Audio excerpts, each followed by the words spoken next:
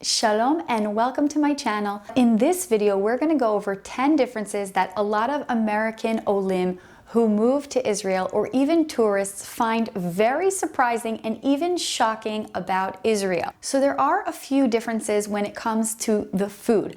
One of the simplest differences is that in Israel, the main meal of the day is lunch. That means this well-balanced meal with protein, either fish, chicken, or meat, together with some carbs, some veggies, that takes place in lunch. Whereas in the US, this meat meal, the main meal of the day, is dinner after work and after school.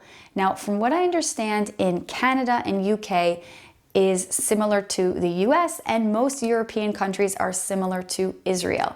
Now, of course, some people still have meat in dinner time or vice versa, but mainly lunch is this meal in Israel and dinner is the main meal in the US. Most Israelis will have a lighter meal for dinner, like some eggs, omelets, some salad, soup, cottage cheese, pasta. The second one, a lot of people said this really surprised them, which is in Israel you see soldiers and armed security personnel everywhere.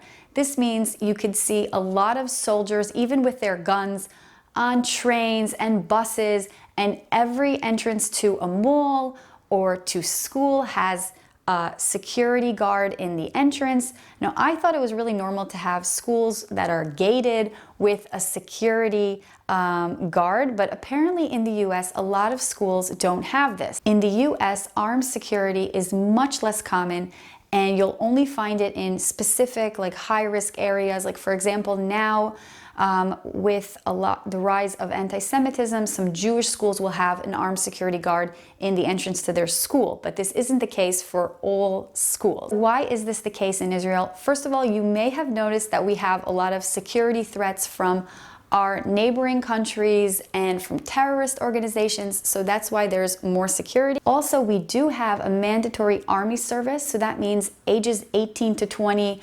almost all the young people in the country will be soldiers, meaning in their uniforms, so you'll be seeing a lot of them around the country. My friend who recently made Aliyah from the US in her 30s said this really surprised her, and that is Aruchat Eser, the meal of 10. So basically what this means is that every kid in Israel from kindergarten, elementary school, at 10 o'clock in the morning will have a sandwich meal. So they'll have a sandwich together with some fruit cut up and some vegetables cut up. And then at 1, 2, they'll have a hot meal either at home, or some schools have a tzaharon, which means an extended program in school, so they get a hot meal at 1, 2 at school. Where in the US, this 10 o'clock meal doesn't exist. Usually in the morning they'll have some sort of snack, maybe a fruit or a cracker, and then the meal will take place at 12. So this really surprised her. Next one, some Americans find surprising, which is no ice in drinks. So in Israel, by default, when you go to a restaurant and order some beverage, they won't offer you ice in the drink. Whereas in US, this is very common. When you order a drink, it comes together with ice or ice on the side. Animals roaming. Now, people say they're very surprised to see how common it is to see in Israeli towns and cities stray cats. Now, a lot of people here even feed them, or they'll have like areas where you feed cats. Now, I personally am not a cat woman. I don't feed cats, but I do have a friend or two that love cats and feed cats. And from what I understand in the US, this isn't common to see stray cats. Maybe you could tell me what animals you have in your area, but from what I understand, there are squirrels in trees and stuff like that, which we don't have here, but not too many cats. And I think the reason for this is because America has a much more strict animal control compared to Israel. Oh my gosh, everyone says that this is the biggest cultural difference of all, and that is the weekend is different. So in Israel, the weekend is Friday and Saturday, whereas in America, the weekend is Saturday and Sunday. So this means when I finish work on Thursday and I say goodbye to my peers, say, okay, goodbye, Shabbat Shalom, have a good weekend, and that is it. I have Friday and Saturday off. Now, for a Jewish Orthodox person, this could be a huge difference. I know we have friends that went a few years to the US for some postdoctorate she did, and having that Sunday that's not Shabbat, where you're strictly keeping Shabbat, you have Sunday, an extra day to run errands and to travel and to do all these things. So it makes a huge difference for people. In the Israeli weekend, starting from Friday night and Shabbos, most supermarkets and stores are closed, where in the US this isn't the case and stores are mostly open. Which leads to my next point, which is Israel is a Jewish state. Now, sometimes tourists don't realize this when they come here, but on the Israeli Shabbat, on Friday night and Saturday, most supermarkets will be closed. There will hardly be any public transportation.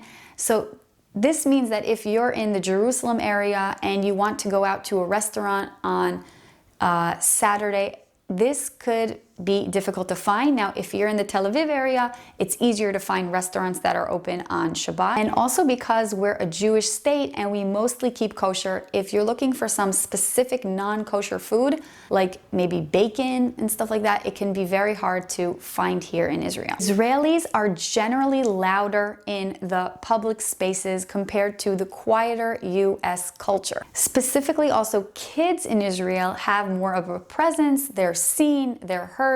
Now, Israel has a high birth rate, the highest birth rate in the Western world, and we also have a very strong cultural emphasis on family. So these kids are going to be more seen and heard, and also there will be more accommodations for them in the public space. From what I understand, in the US, some places are not so kid-friendly and kids are less seen and heard. I'd love to hear your experience if this is something you've noticed as well. In Israel, our national holidays, Yom HaZikaron, Memorial Day for fallen soldiers, and Yom HaAtzmaut, our Independence Day, are very deeply meaningful and widely observed. This means that our Memorial Day, we take a few minutes, we have a siren, and from the night and the entire day, we are commemorating soldiers, and the whole country takes it very seriously. Businesses, supermarkets are closed. Same with Yom HaAtzmaut, our Independence Day. Most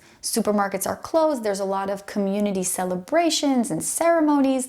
And I know this firsthand because when I was a first-time parent and I just gave birth to my son Yair, this was on Independence Day in the morning.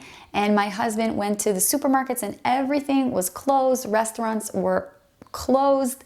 So we take these days very, very seriously. And from what I understand, in the US, these holidays are more commercial, and there's a lot of stores that remain open and there's a lot of sales going on. So it's a little bit of a different style in the way that we celebrate these days. The last one is that Israelis are more direct. They call this dugri. We talk to the point and we're not afraid to speak our opinion or ask personal questions.